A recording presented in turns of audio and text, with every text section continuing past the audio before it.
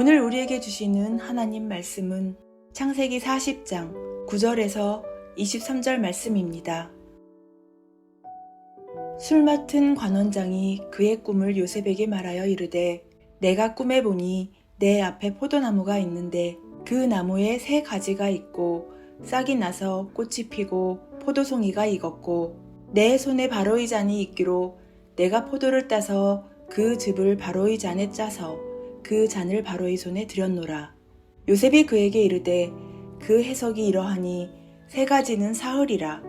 지금부터 사흘 안에 바로가 당신의 머리를 들고 당신의 전직을 회복시키리니 당신이 그 전에 술 맡은 자가 되었을 때에 하던 것 같이 바로의 잔을 그의 손에 드리게 되리이다. 당신이 잘 되시거든 나를 생각하고 내게 은혜를 베풀어서 내 사정을 바로에게 아뢰어 이 집에서 나를 건져주소서. 나는 히브리 땅에서 끌려온 자요 여기서도 옥에 갇힐 일은 행하지 아니하였나이다. 떡 굽는 관원장이 그 해석이 좋은 것을 보고 요셉에게 이르되 나도 꿈에 보니 흰 떡 3광주리가 내 머리에 있고 맨 윗 광주리에 바로를 위하여 만든 각종 구운 음식이 있는데 새들이 내 머리의 광주리에서 그것을 먹더라. 요셉이 대답하여 이르되 그 해석은 이러하니 3광주리는 사흘이라. 지금부터 사흘 안에 바로가 당신의 머리를 들고 당신을 나무에 달리니 새들이 당신의 고기를 뜯어 먹으리이다 하더니 제3일은 바로의 생일이라.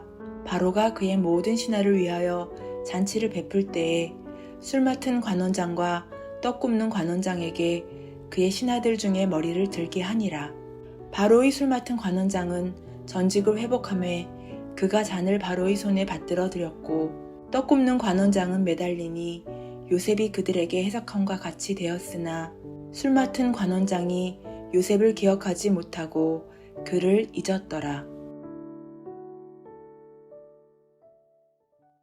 요셉은 17세에 형들의 미움을 받아 애굽의 종으로 팔려갔습니다. 창세기 37장 2절에 보면 야곱의 족보는 이러하니라. 요셉이 17세의 소년으로서 그의 형들과 함께 양을 칠 때라고 기록이 되어 있습니다. 요셉이 애굽의 종으로 팔려가서 종살이를 하다가 주인의 아내의 모함으로 감옥에 갇히게 됩니다. 종살이부터 감옥에 수감되어 온 오늘까지 그 기간이 얼마였을까? 자그마치 10년의 세월이 훌쩍 넘고 있었습니다. 이제 오늘 본문에서 술 맡은 관원장은 요셉이 그의 꿈을 해석해 준 것과 같이 복직되어 다시 정계에서 일하게 되고 그리고 2년 후에 바로 왕이 꿈을 꿀 때 자신의 꿈을 해석해 준 요셉을 소개함으로 요셉이 애굽의 총리로 전격 발탁되게 되는데 그때의 나이가 30세였습니다. 그러니까 17세에 애굽의 종으로 팔려가서 감옥 생활을 하고 오늘 본문이 오기까지는 10년의 세월이 훌쩍 뛰어넘고 있었던 것입니다. 요셉이 얼마나 고통스러웠을까를 생각해 보게 됩니다. 창세기에서 요셉의 이야기 가운데 요셉이 기도했다는 기록은 없습니다. 그러나 야곱의 이야기에서도 야곱이 기도했다는 기록은 나와 있지 않지만 야곱이 집에서 도망쳐 광야에서 돌을 배기하고 잠자던 곳에 땅에서 하늘로 사다리가 뻗고 하나님의 천사가 오르락 내리락 했던 것은 야곱이 기도함으로 하나님의 천사가 야곱의 기도를 가지고 하나님 앞으로 가지고 올라가고 하나님께서 천사를 통해 응답을 내려보내신 것을 우리가 알았듯이 요셉도 10년의 노예 생활과 감옥 생활을 하는 동안 그가 기도하는 사람이었다는 것을 알 수 있는 이유는 요셉이 주인의 집에 아무도 없는 상황에서 주인의 아내가 음행의 죄를 저지르자고 할 때 내가 어찌 이 큰 악을 행하여 하나님께 죄를 짓겠습니까? 라고 말한 것에서 알 수 있습니다. 그가 하나님과 항상 교통하는 기도의 사람이었다는 것을 보여주고 있는 것입니다.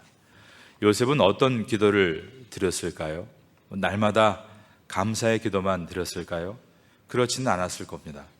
기도는 있는 그대로를 하나님 앞에 쏟아놓는 행위이기 때문입니다. 요셉은 형들의 미움을 받아서 애굽의 종으로 팔려갈 때 너무나 괴로워서 울며 기도했을 것입니다. 그리고 주인의 아내의 모함으로 감옥에 갇힐 때에는 너무나 억울해서 부르짖으며 기도했을 것입니다.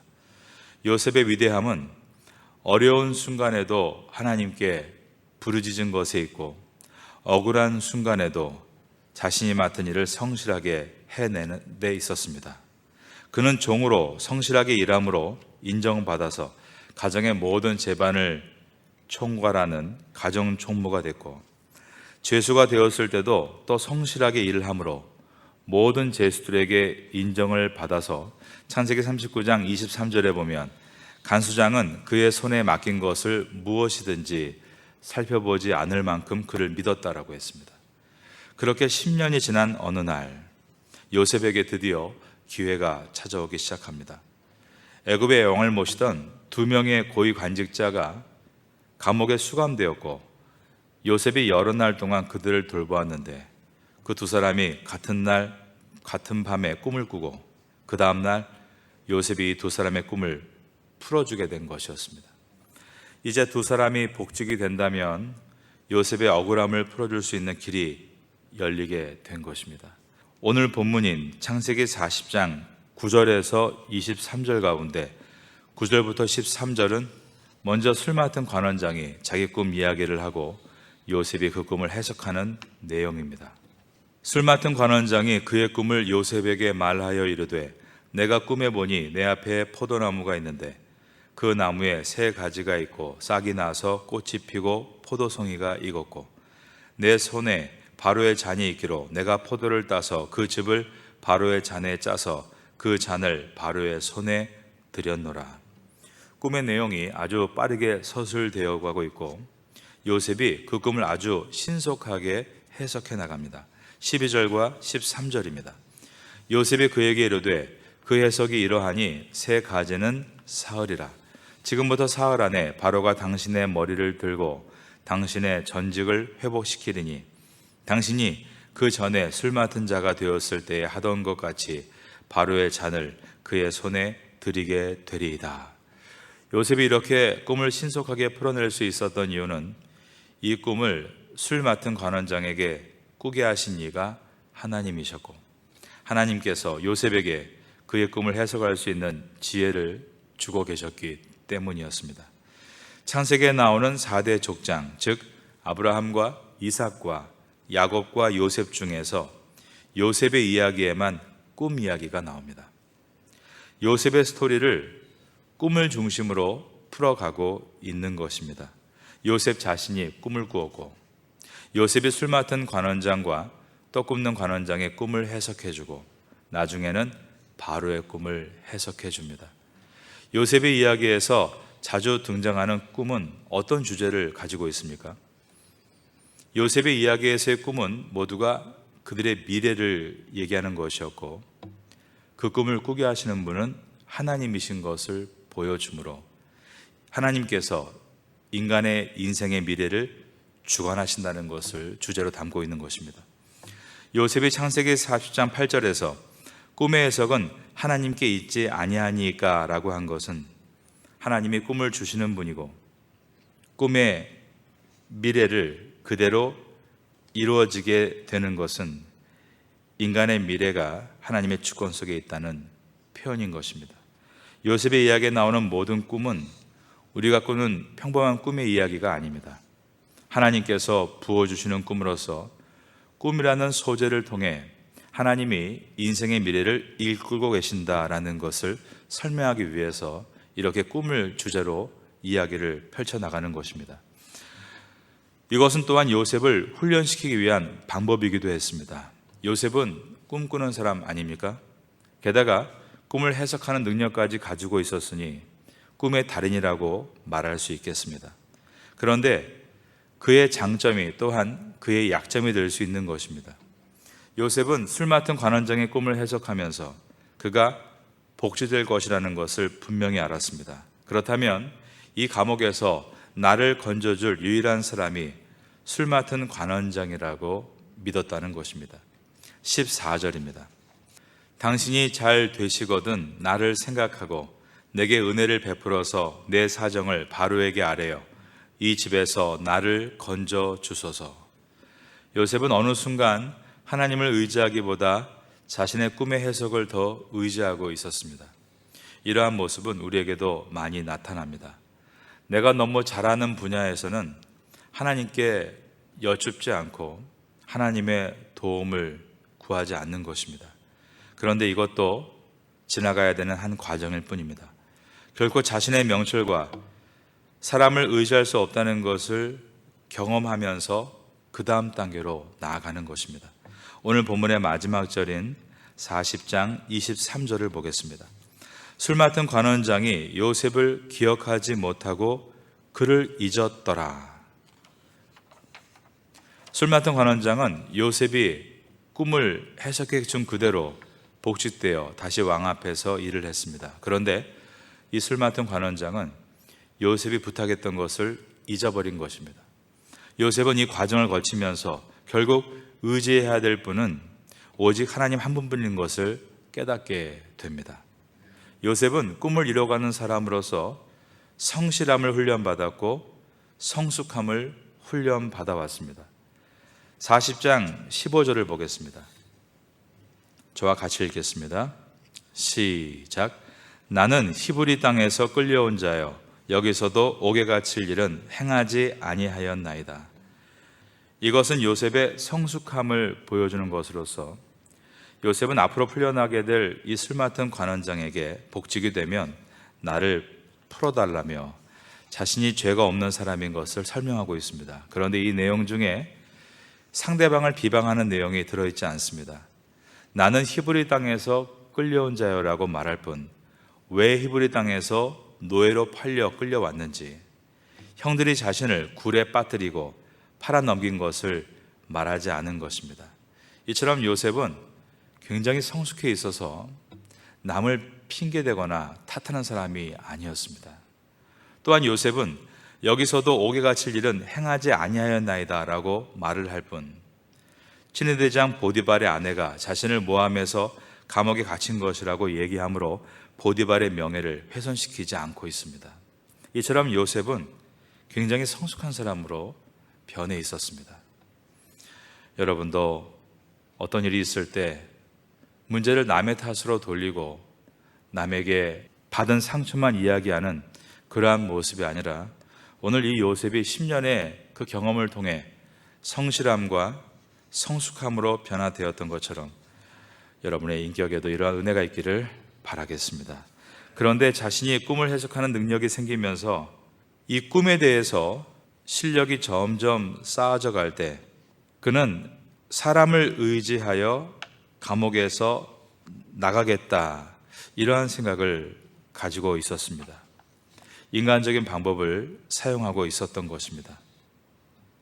이것은 아직 요셉이 성실하고 성숙해진 것은 분명하지만 하나님을 전적으로 신뢰하는 것은 부족했다는 것을 보여줍니다. 그러나 40장 23절은 술 맡은 관원장이 요셉을 기억하지 못하고 그를 잊었더라 라고 합니다. 요셉은 이 사건을 통해 자신을 책임져 줄 수 있는 분은 오직 하나님 한 분이신 것을 알아가는, 즉 신뢰를 배워가는 시간을 갖게 된 것입니다. 여러분은 성실하십니까? 여러분은 성숙해지셨습니까?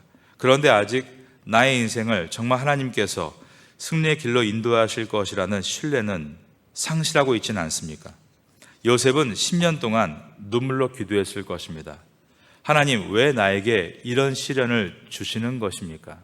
왜 나는 노예로 팔려와야 됐고 왜 나는 감옥에 갇힌 것입니까? 그런데 10년 동안 기도했는데도 하나님께서 응답해 주시지 않자 그에게 성실함도 있고 성숙함도 증가했지만 하나님에 대한 신뢰가 쌓이지 못했다는 것입니다. 그러나 그가 겪는 노예 생활과 감옥 생활은 또한 그에게 큰 깨달음을 주고 있었는데 그것은 하나님은 나보다 나의 미래를 더 잘 아신다. 그런데 그 하나님께서 언제나 내가 원하는 때에 나의 기도에 응답하실 이유는 없다. 요셉은 하나님에 대한 신뢰에 대해서 배워가고 있었던 것입니다. 우리도 마찬가지입니다. 우리가 하나님의 때와 나의 때가 다른 것을 원망하고 불평할 때가 많습니다. 그러나 그것도 지나가는 과정입니다. 훗날에 돌아보면 나의 때에 이루어지지 않은 것이 얼마나 감사한지를 알게 되는 것입니다. 요셉이 노예 생활을 딱 한 달만 하고 풀려나고 고향으로 돌아가게 해달라고 왜 기도하지 않았겠습니까? 그러나 주님께서 응답하지 않으셨습니다. 요셉이 억울하게 감옥 생활에 들어갔을 때 열흘만 딱 있고 누명이 벗겨지고 고향으로 돌아가게 해달라고 왜 기도하지 않았겠습니까? 그런데 하나님은 그 기도에 응답하지 않으셨습니다. 왜냐하면 하나님은 그가 그렇게 고향으로 돌아가는 것이 아니라 그가 애굽 땅에서 총리가 되어 그의 가족을 고향에서 부르는 것이 계획이셨기 때문입니다. 요셉은 꿈을 받았습니다. 그 꿈은 모든 별들보다 반짝이는 별로서 모든 별들의 절을 받게 되는 꿈이었습니다. 주님은 이 꿈이 개인의 꿈이 아니라 민족을 살리는 꿈이 되게 하시기 위해 요셉을 준비시키심으로 노예 생활과 감옥 생활을 거치게 하셨고 그가 30살에 애굽의 총리로 세워주신 것입니다. 그러니 우리가 우리의 때와 하나님의 때가 다르다고 해서 하나님이 나에게 잘못하시고 계시다, 그분을 신뢰하지 않을 수 없다는 것을 깨닫게 됩니다. 겸손하고 성실하고 성숙한 요셉을 통해 주님은 중동의 대기근으로부터 사람들을 보호받게 하셨고 이스라엘 백성들이 양식을 찾아 흩어지지 않고 오히려 양식을 얻기 위해 애굽으로 모이게 하셨고 앞으로 그들을 통해 이루실 이스라엘 나라 그리고 그 이스라엘을 통해서 이 땅에 오실 예수 그리스도의 오심을 요셉을 통해 계획하셨고 이루어 나가신 것입니다. 요셉은 술 맡은 관원장이 자신의 도움을 잇는 아픈 경험을 해야 했습니다. 하지만 그 경험을 통해 사람은 나를 잊지만 자신을 결코 잊지 않으신 하나님을 경험할 수 있게 되었습니다. 사랑과의 약속이 깨지는 경험 여러분 있으십니까? 그것을 비극으로만 생각하지 마시고 오히려 그러한 경험을 통해서 여러분과의 약속을 절대 깨지 않으시는 하나님을 바라볼 수 있게 되기를 바라고 하나님의 약속을 찾고 발견하시기를 바라겠습니다. 성경은 하나님의 약속이 들어있는 책입니다. 구약은 하나님의 옛 언약, 신약은 하나님의 새 언약에 관한 말씀입니다. 성경을 강의하는 설교를 들을 때 믿음이 생깁니다. 믿음은 들음에서 난다고 했습니다. 그 다음에 성경을 여러분이 각자가 묵상하고 붙들고 기도할 때 나에게 주시는 말씀, 레마를 발견하게 됩니다. 즉 하나님의 꿈이 여러분에게도 동일하게 임한다는 것입니다. 그 꿈을 우린 요셉과 같이 품는 것입니다. 그리고 나서 끝이 아닙니다. 세상에 나아가 훈련받는 것입니다. 일에 대해서 성실을 훈련받는 것이고 관계에 대해서 성숙을 훈련받는 것이며 하나님에 대해서 신뢰를 훈련받는 것입니다. 그러면 그 꿈은 이루어지게 됩니다. 하나님의 꿈만 꾸는 것으로 끝나는 것이 아니라 꿈에 성실과 성숙과 신뢰의 재료를 배합함으로 하나님의 꿈이 여러분을 통해서 이루어지게 되기를 예수님의 이름으로 축원합니다.